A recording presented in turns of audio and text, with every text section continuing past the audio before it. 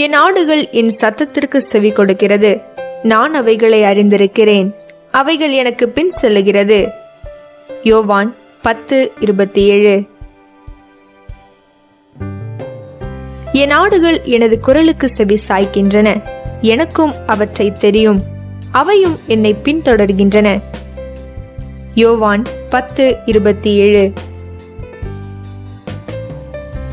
My sheep give ear to my voice, and I have knowledge of them, and they come after me.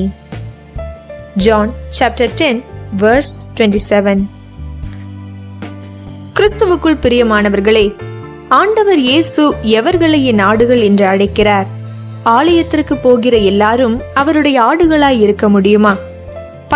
பரம்பரையாக தங்களை கிறிஸ்தவர்கள் என்று அழைத்துக் கொள்ளுகிறவர்கள் அவருடைய ஆடுகளா?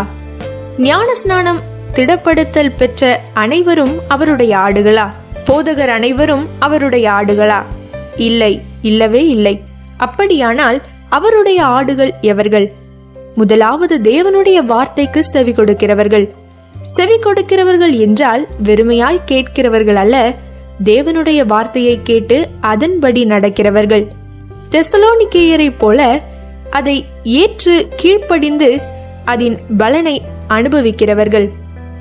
நீ தேவனுடைய ஆடானால் இவ்விதமாய் ஜீவிப்பாய். வேதத்தில் தினமும் அவருடைய சத்தியத்தை கேட்பாய். இரண்டாவது, ஆண்டவராகிய இயேசு உன்னை அறிந்திருப்பார். எவ்விதம் அறிந்திருப்பார்? இவன் என்னுடைய பிள்ளை, இவள் என்னுடைய குமாரத்தி, இவர்களுக்காக என் ஜீவனை கொடுத்தேன். என்னுடைய இரத்தத்தின் பேரில் விசுவாசம் வைத்து தங்கள் பாவங்கள் நீங்க சுத்திகரிக்கப்பட்டவர்கள், என் பேரில் உண்மையான விசுவாசம் உள்ளவர்கள். அவ்விதமாக ஆண்டவர் உன்னை பற்றி சொல்லக்கூடுமா? மூன்றாவதாக, இந்த ஆடுகள் இயேசுவின் பின் செல்லுபவைகள். உலகத்தின் பின்னல்ல, உலக ஆசையின் பின்னல்ல, புகழின் பின்னல்ல, இயேசுவின் பின் செல்லுபவர்கள். இயேசுவை போல தன்னை தான் வெறுத்து தன் சிலுவையை எடுத்துக்கொண்டு அவரை பின்பற்றி செல்பவர்கள்.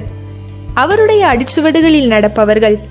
மகிமை ராஜ்யத்தை நோக்கி வெற்றி நடை போடுகிறவர்கள். நீ மெய்யாலும் இயேசுவின் ஆடா? சிந்தித்து பார். ஜெபம். உம்முடைய ஆடுகளாய் எங்களை அழைக்கிற அன்பு இயேசுவே, நாங்கள் உலகத்தின் பின் செல்லுகிறவர்களாய் இல்லாமல் உம் பின் செல்லுகிறவர்களாய் விசுவாசமுடையவர்களாய் எங்களை மாற்றும். ஆமீன்.